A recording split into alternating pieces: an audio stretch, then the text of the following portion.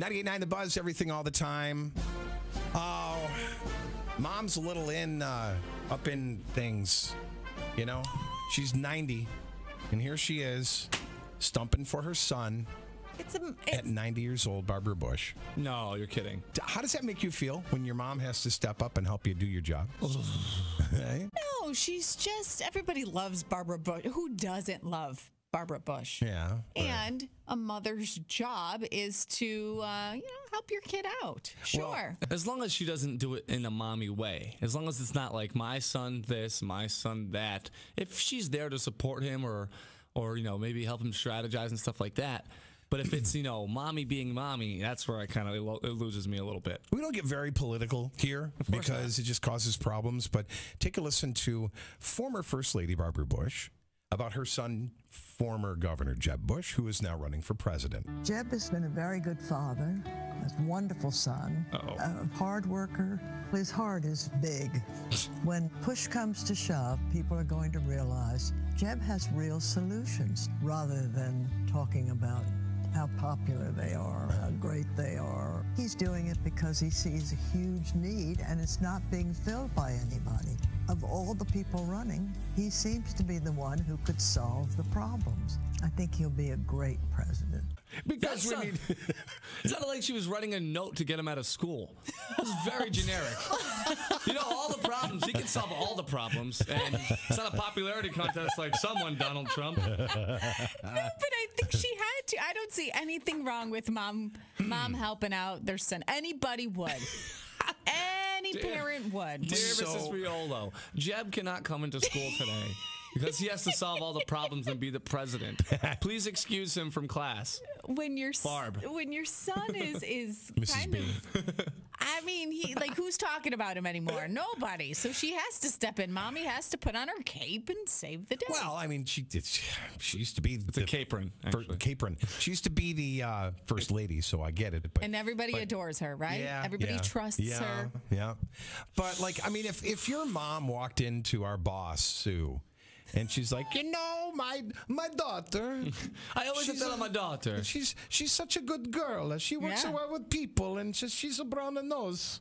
So you need to give her a raise. Hey. Come on. I don't see anything wrong with that. Gotta draw the line where mom steps in. What about that? We used to have a possibility, perhaps, someone who worked here had their mom come in and do the job interview for them.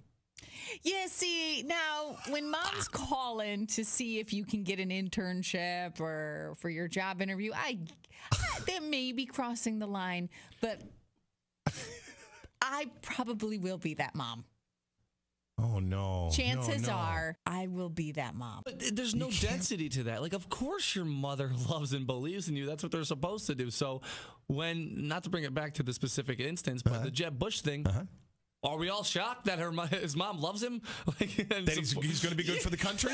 Are we shocked that his mom's a fan of his? It's her opportunity to say, hey, listen, everybody, I raised him right.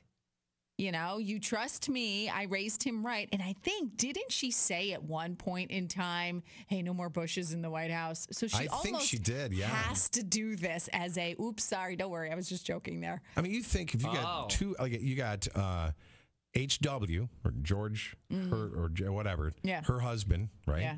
And then his son, George W., was president. And now his brother, Jeb, wants to be president.